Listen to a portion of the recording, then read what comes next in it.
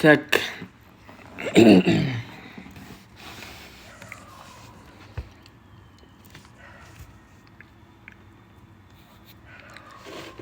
Ана әндерді сұрап жатыр еді, қаншама кісілер, солардың бәріне салып тастаймын мен қазір. Если что, неден тыңдап жатқан әндеріңіздің барлығын осы телеграмнан аласыздар. Телеграмның аты креативная музыка. Бүкіл жаңағы Нұрай, тиктоктан көріп жатқан қаншама. Так, көрейінші, мен яқта кімдікін салдым, кімдікін салмадым. Так, документ. Ал лимонның салмақ. Айнуша, Айым, Ана, Арайлым.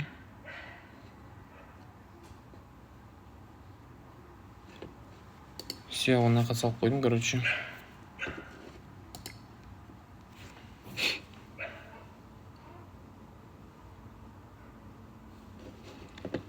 Так. Так, сіздерге бір кішігірім бүгінгі эфирде осы жасанды интеллект, нейросет, осы туралы кішігірім бір ақпаратпен бөлісіп кетейін. Өйткені бұл енді қазіргі таңдағы ең актуальный тема болып келе жатыр. Қаншама адамдарды жұмыссыз қалдырып жатыр. Сосын ана бір видео салдым ғой тиктокта да, инстаграмға да. 2027 жылы 14 миллион адам жұмыссыз қалады деген сол ақпаратты, негізі оны мен шығарған жоқпын. Ол ақпаратты Тенгринюстің өзі айтқан. Жасанды интеллект 2027 деп жазсаң шығаруы мүмкін жерге. Жасанды интеллект 2027. Осы жерде Тенгринюстің жаңалығы бар тұғын. 14 миллион адамды, мына 14 миллион адам жұмыссыз қалады деген ақпарат. Осы негізі осыны Тенгринюстің өзі де жазған тұғын. Мына жақта еще егемен дегенде де мыналарда жазған екен. 2027 жылы 14 миллион адам жұмыссыз қалады деген. Бұл нәрсе жалпы не үшін айтып жатырмын? Бірінші ақпаратпен бөлісіп кетейінші. Қазір ән шығарамыз, соны тоже ашып қойдым. Ән шығару керек болса, мына ән шығаратын жерге дайын тұр қазір. Жалпы жасанды интеллект бұл не нәрсе? Искусственный интеллект деген не нәрсе? Бұл жасанды интеллект деген, яғни адамның жұмысын жеңілдететін, адамның қолын ұзартатын десек те болады шығар, эмоция тудырмайтын, менің екінші асыл жаным десек те болады шығар, менің интернеттегі менің робот көмекшім десем де болатын шығар. Жалпы бұның пайдасы өте көп, біздің жұмысымызды кәдімгідей жеңілдетеді.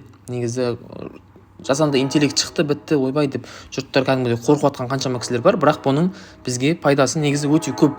Біз любой адам қазір өзінің кәсібіне де жүргізіп жатыр. Сіз де мысалы қазір искусственный интеллект, жасанды интеллектті қолданып жатсыз. Ол сіздің телефоныңыздың ішіндегі қаншама сайттар, приложениелер, олардың бәріне қазір жеке-жеке тоқталатын болсам, сіздер деп түсінесіздер, и осы нәрсенің бізге қатты көмегі тиіп жатқанын да түсінесіздер. Енді зияны да бар, зияны белгілі, любой нәрседе зиян болады ғой. Мысалы, телефон мен интернет деген сияқты ғой. Интернеттің де мысалы пайдасы өте көп, бірақ зияны да бар. Телефонның да пайдасы көп, зияны да бар деген сияқты. Сол сияқты нейросеттің де, жасанды интеллекттің де пайдасы өте көп, и зияны да, әжептәуір зияны да бар. Жасанды интеллект, негізі бұл жасанды интеллект деген осыдан бір жыл бұрын қара негізі жақсы тренд болып кетті. Негізі бір жыл бұрын қара, 2023-тен бастап осы тренд болып келе жатыр. Негізі бұл нәрсе 56 жылдан бастап шыққан, негізі бұл сөз, жасанды интеллект деген. Мінекей 56 жыл шыққан. Осы кісі осы жасанды интеллект деген жалпы терминді шығарған, бірақ сол уақыттан бері қазір қатты енді қолданыста болмаған, бірақ енді сөзі қолданып жатыр ғой. Бірақ осы 2023-тен бастап негізі нақты қолданысқа ие болып, неше андай қазір енді бұны нарыққа қатты шығарып жатқан жоқ, қатты кіріп жатқан жоқ. Әйтпесе Илон Масктың өзі де бұл қатты кіретін болса, адамдарға қатты зиян тиеді дегенде ақпараттар шыққан. Негізі шынымен де зияны көп, зияны да бар. Өйткені мысалы сіздің дауысыңызды просто көшіріп алып, басқа біреуге мысалы сөйлетіп қоюдан мүмкін. Мысалы сіздің дауысыңызды көшіріп алады да, басқа өзіңіздің туысыңызға ақша сұрап деген сияқты қаншама нәрселер бар ғой.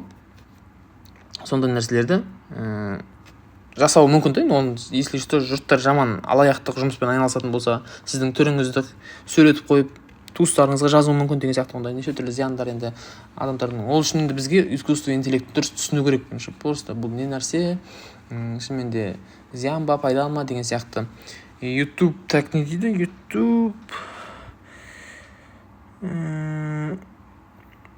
YouTube курс қанша тұрады дейді. Курстың бағасы ма? Жалпы әжептәуір тұрады. Айтпақшы, Құдай қаласа ертең емес арғы күні бізде скидканың күні болады. Мощный скидкасы дейміз. Кәдімгідей өте төмен скидка жасайын деп жатырмыз арғы күні. Оған бір тегін сабақ қылып, сол жерде вебинарды айтамыз. Если что сабаққа қатысамын десеңіздер, инстаграмға тіркеліп алсаңыздар болады. Оған дейінгі нені көрмей қойыңыздар.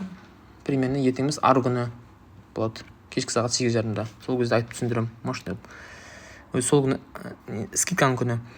Так, анти шыққанда Қазақстанда тәуелсіздік алып жатты дейді. Ол кезде енді қаншама енді ол уақыттар.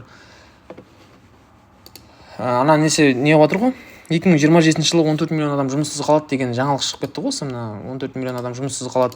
Ал TikTok'та да мысалы неде жарып жатыр қаншама кісілер таңырқап, жұрттар ойбай жағың қарсын, ойбай деп жатқан қаншама кісілер шығып жатты да. Негізі оны мен айтқан жоқпын. Тенгриньюста қаншама сайттар, мысалы бір сайттарда айтып жатыр, мысалы 14 миллион адам.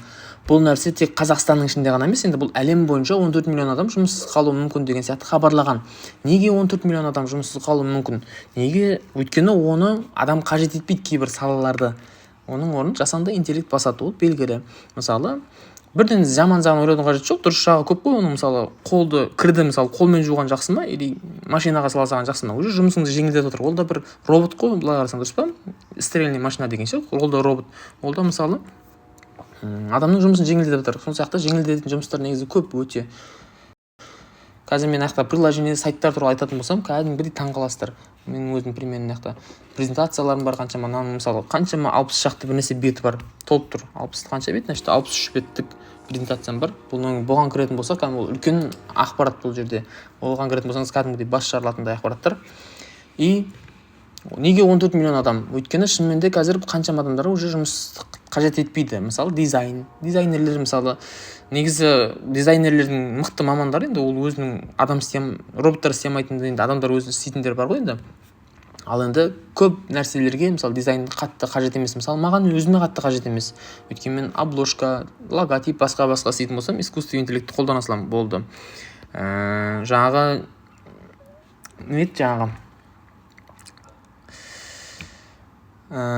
Аудармашы деген, мысалы аудармашыда мақалан, ойбай бүкіл аудармашы тоқтап қалады деген сөз емес қой. Ол аудармашының өзінің жұмысы бар, бірақ көп адамдарға уже жаймен жұмысын жеңілдетеді. Өйткені мысалы ChatGPT-дің последний версиясы шықты қазір. До того ChatGPT-дің последний версиясы, сен аудио жазасың, кәдімгідей аудионың басасың да аудио жазасың жұртқа, ана ChatGPT-ге.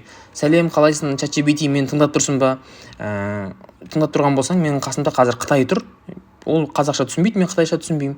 Сен менің қазір қазақша сөйлеген кезде сен оны қытайға аударып бер. Қытайша еститін болсаң, қазақшаға аударып бер. Түсінікті ме дейді. Иә, түсінікті деп осылай кәдімгі сөйлесіп, анаған переводчик сияқты уже қолдана бересің. Енді мысалы мен сияқты адамдарға қасыма аудармашы қажет емес та. Ол негізі мемлекеттік темаларда енді ол белгілі ғой енді. Такси деген видеомыз тоже қатты хит болып кетті. Таксисттер жойылады деген нәрсе енді. Ол бірақ жалпы әлем бойынша деп айтылған ғой енді. Ол енді шетелде жаймен деп қысқарып жатыр. Біздің Қазақстанға келем дегенше ол біраз нәрсе ғой енді, ол бірден қазір келетін нәрсе емес. Жауды дронмен күзетем дейді. Охранник болып істеймін, жауды дронмен күзетем дейді. Тек көз талмаса болды дейді. Қазір мал баққанның өзін дронмен бағып отыр ғой, сол сияқты ғой, адамның шынымен де жұмысын жеңілдететін нәрсе.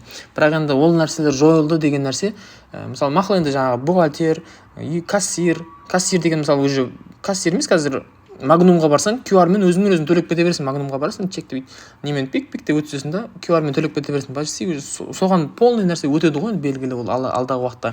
Алақанмен бүйтіп төлеп кететін нәрсе шығып жатыр қазір. Face ID-мен, түріңмен төлеп кететін. Өйткені сен түріңді, алақаныңды сөйтіп нелермен, банкоматтармен байланыстырып қояды. Сондай нәрсе шығып жатыр қазір.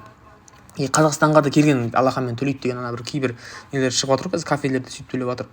Ол бүкіл әлемге кіретін нәрсе, ол белгілі. Мысалы QR деген нәрсе ойламайтын ек қой, баяғыда бәріміз наличка ұстайтын ек қой. Перевод деген шықты, перевод деген болады екен деді. Одан кейін QR шықты, вообще күшті болып кетті. Сол сияқты жұмысымыз жеңілдетіп жатыр.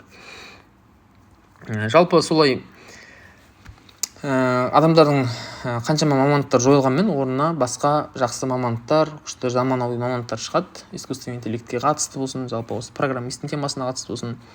енді роботтар енді бірден адамның жұмысын полный алып кетпейді.